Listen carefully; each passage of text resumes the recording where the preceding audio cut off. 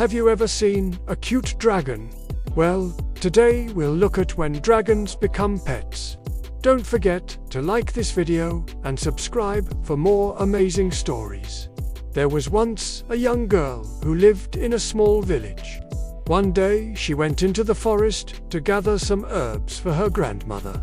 As she was gathering the herbs, she heard a loud roar. She looked around to try and find where the noise had come from, but she couldn't see or hear anything.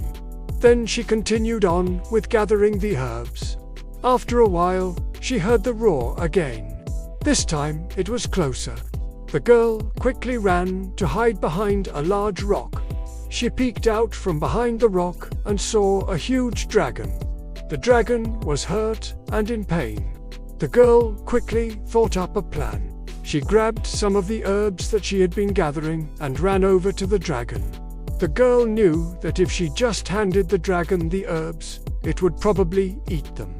So she made a small cut on her finger and squeezed a few drops of blood onto the herbs.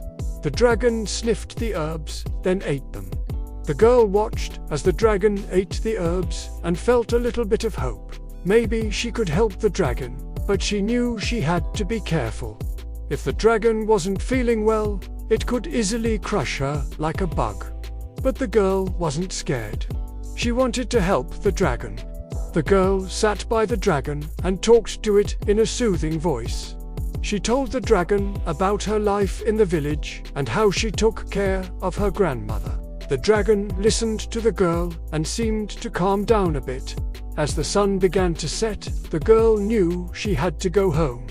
She didn't want to leave the dragon alone, but she also didn't want to be out in the forest after dark.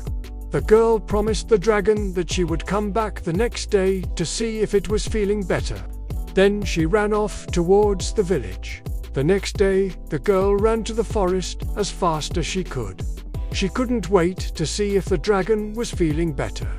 When she got to the forest, she called out to the dragon, but there was no reply. The girl looked around, but she couldn't see the dragon anywhere. Just as she was about to give up, she heard a loud roar.